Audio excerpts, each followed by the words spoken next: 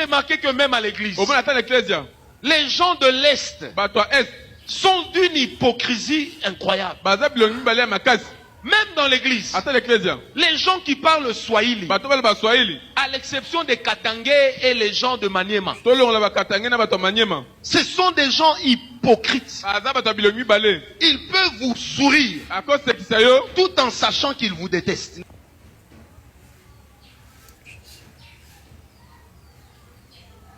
Allez remarquer que même à l'église,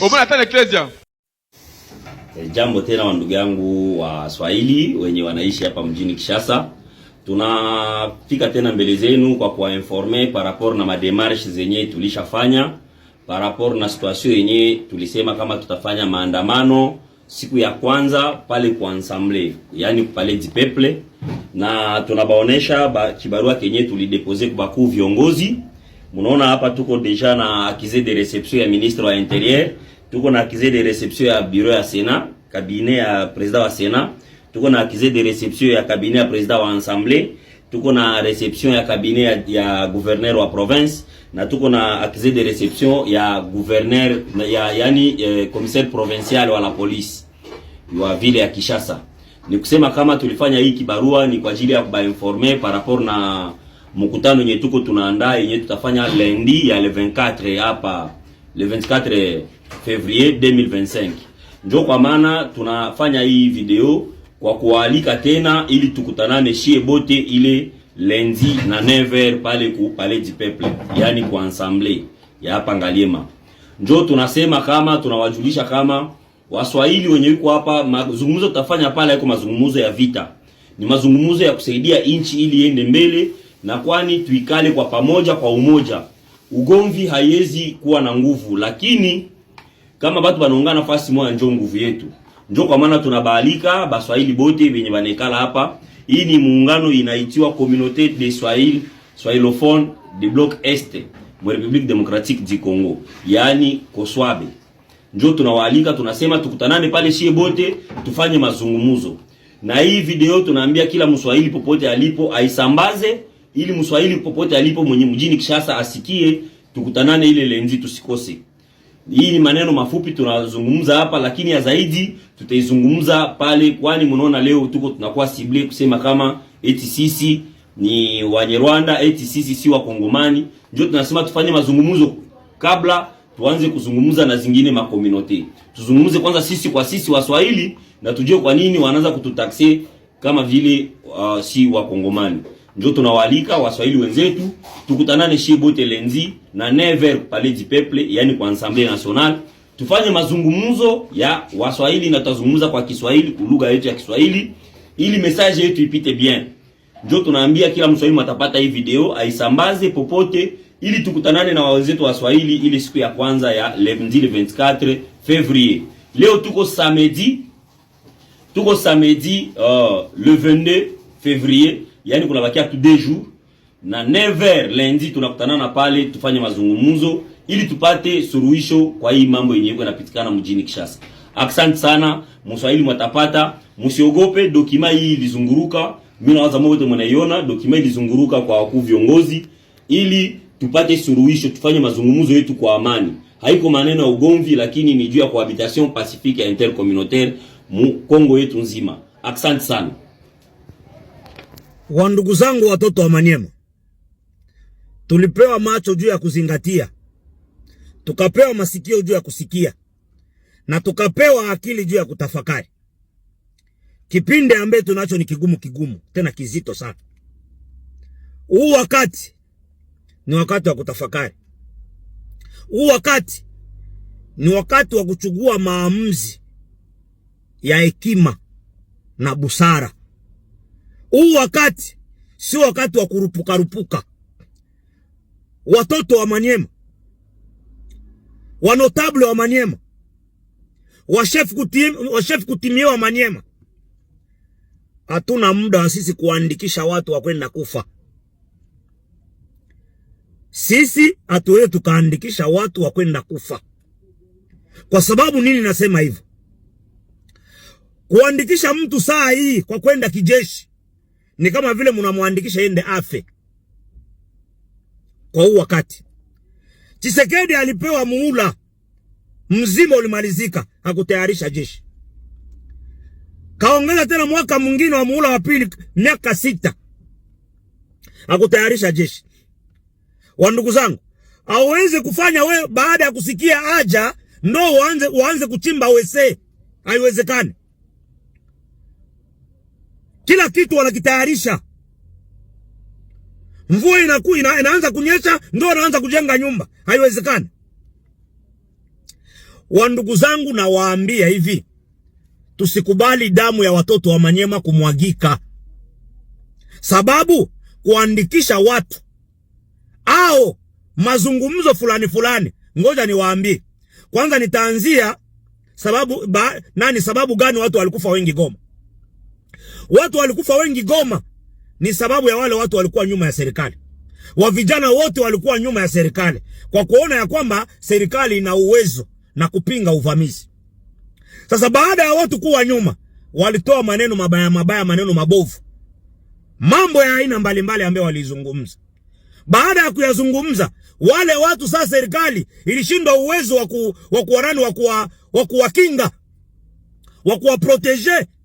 Wale watu walikuwa wa viktime wa kwanza mule Manyema, Nord Kivu. Watu walikufa wengi sana. Na vile Manyema, au vijana wa Manyema, hatuna uwezo wa kuzibia wale waasi. Kwa sababu ya nini? Ngome ya kwanza ya serikali ambaye kulikuwa vifaa vingi sana vyote vya serikali ambaye walitayarisha vizuri sana ni Goma. Goma kulikuwa majeshi zaidi ya 20,000, zaidi ya 20,000 militari walikuwa Goma.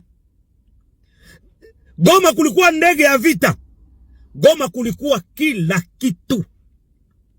Lakini wakati ilipowaka moto, wa general wote waliwaacha wale wa vijana wenyewe walikuwa wanatoka kwa mafunzo. Hawajakuwa na experience. Maafisa wote walikimbia ngazi ya juu. Wale wa vijana walikufa kama vile nzige au kama vile siafu. Wakati watu wa Bukavu hakukuwa na muna wapigane au waziwe wale watu, sababu silaha yote ilibakia Goma. Serikali hivi yani inabidi toe pesa nyingi sana kwa kununua tena vifaa vingi. Sasa kwa huu wakati tunajua kwamba hatuna uwezo wa kuwaziwia wale watu. Na nyinyi vile wale wa vijana wetu, mulinde damu yenu. Mutumie busara kama vile watu wa Bukavu. Watu wa Bukavu walifanya nini? Wa chef kutimie, wa notable wote wa Bukavu walikaa chini wakasema bwana, damu ya watoto wa Bukavu haitamwagika hapa. Wa vijana wetu hawatamwagika hapa. Wakazidia kwanza maneno ya kuzungumza mabaya. Wakazidia maneno ya kuwakemea wale wenye kuja. Wakajifunza, wakatumia hekima na busara. Mpaka vile wale watu waliingia, hakukuwa maafa mengi Bukavu. Na nyinyi watoto wa Manyema, wale wenye kuzungumza vibaya au wale wenye kuwakemea wale wenye kuja, watumie akili. Watafakari. Wanywe maji kama vile kuku. Yeye Tshisekedi kwa nini hajatuma mtoto wake Anthony kwenda kijeshi? Watoto wa Mobutu walikuwa nani? Walikuwa wajeshi. Kongolo alikuwa jeshi, Saddam Hussein alikuwa jeshi. Kwa nini yeye hakuwatuma? Therefore, leo Tshisekedi anataka umoja. Anataka kutabiri umoja. Anataka kuambia watu wawe na umoja. Yani unite. Siku gani Tshisekedi alipenda umoja? Siku gani Tshisekedi alipenda umoja? Wote wa kabila. Munifuate vizuri. Leo sisi maadui wa kwanza wa Tshisekedi ni sisi watoto wa Manyema. Au wasema Kiswahili. Sababu leo Kinshasa wanaanza kuua wasema Kiswahili. Hakuna mwenye kuwaprotege. Hakuna mwenye kukemea Tshisekedi asemake. Munifuate baada ya kabla ya mimi kuendelea. Pouvoir na biso baluba. Yo Muswahili kanga munoko na yo. Soza muluba ite kanga munoko na yo. Ya pouvoir na biso baluba. Mnamsikia huyu dada? Wakati sasa alizungumza yake maneno ya kumfungaka. Wala hata kumuoja au kumuuliza. Alisema hivi, madaraka yetu sisi waluba. Na kama hauna muluba, we Mswahili funga kinywa chako. We Mkongo funga kinywa chako. We Mungala funga kinywa chako. Unasikia? Sasa sisi leo tunataka tunatetea inchi au tunatetea mtu? Sisi tunatetea madaraka ya mtu, sisi tunapigania inchi. Sawa, tunaenda kwenye video ya pili. Kabla niongee, naendelea.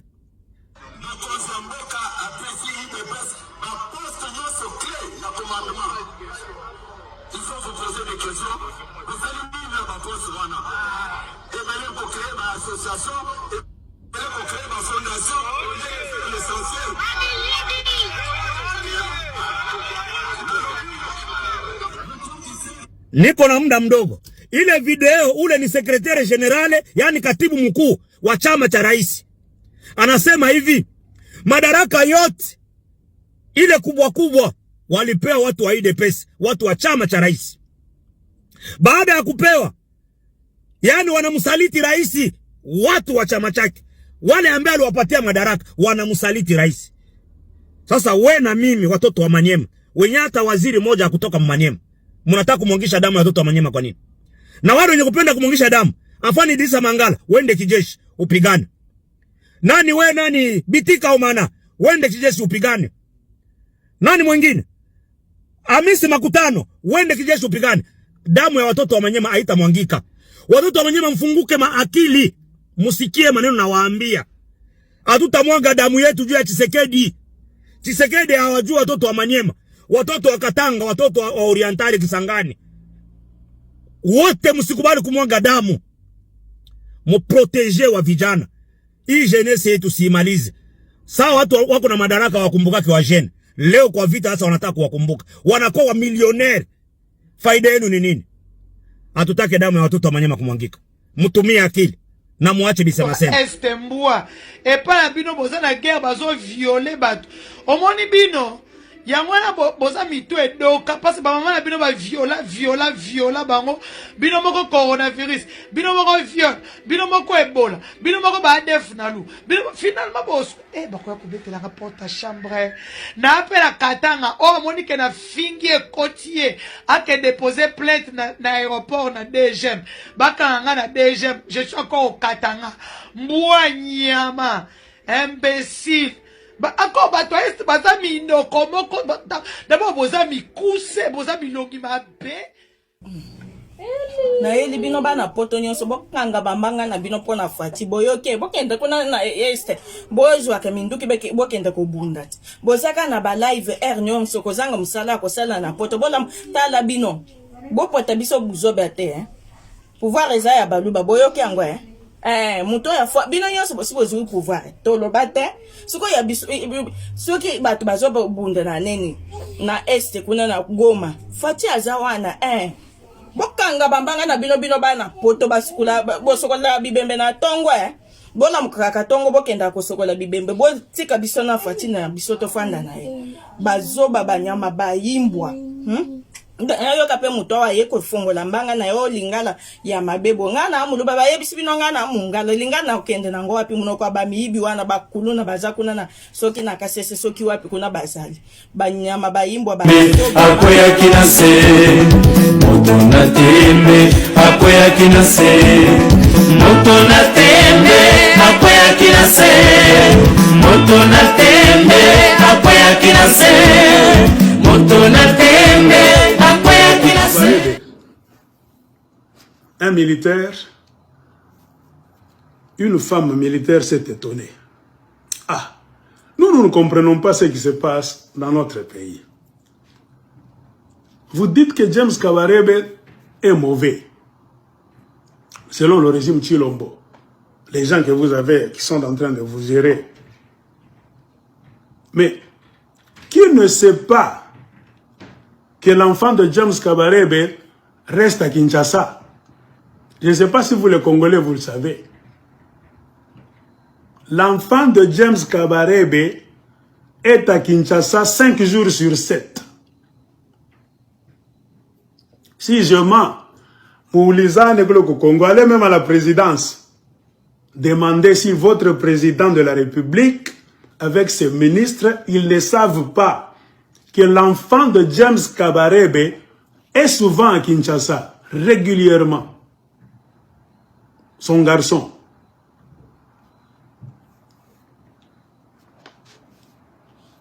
Il s'appelle comment? Cet enfant-là.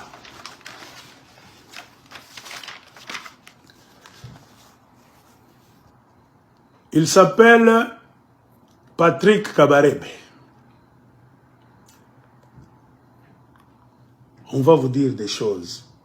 Allez demander à votre gouvernement, vos ministres, tout le monde. Ne savent-ils pas,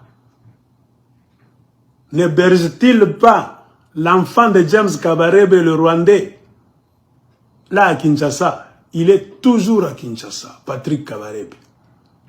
Il vient à Kinshasa régulièrement, car il est dans les affaires de pétrole. Le fils de Kabarebe, il fait le business de pétrole avec Denis Nyakero. Denis Nyakero est dans le business du pétrole et de l'essence. Quand on dit pétrole, c'est-à-dire carburant. Pour ne pas dire pétrole, dans le carburant. Votre première dame fait le business du carburant. Avec qui l'enfant de James Kabarebe qui s'appelle Patrick Kabarebe. C'est pour vous dire, ne nous présentez pas James Kabarebe comme un danger pour le Congo. Un monsieur dangereux. Pendant que vous hébergez son fils Patrick Kabarebe. Non pas par les gens de la rue, à la présidence. La première dame est une associée de Patrick Kabarebe. Il y a des militaires congolais qui m'ont dit, demande si c'est faux. Yebisa Bango. Tout à Kanabo. Ce qu'ils pensent faire, le Katanga ne tombera pas seul. Le Congo, c'est le bateau Titanic. Celui qui pense qu'il va faire tomber le Katanga seul, nous tous nous allons couler. Parce qu'il y a des gens qui pensent que ils sont tombés du ciel. Ils ont le monopole de faire toutes les bêtises et d'être les intouchables. Et de vouloir rouler tout le monde dans la farine. J'ai posé la question. Est-ce vrai? Oui.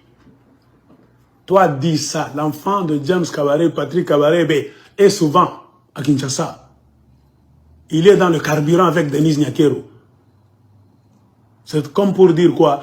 Qu'il ne nous mente pas que James Kabarebe c'est un ennemi du Congo. Comme pour vous dire quoi? Qui collabore avec Kabarebe?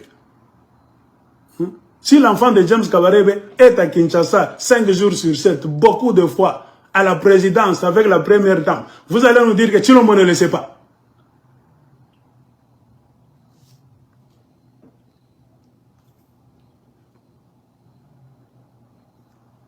Demandez à votre première dame.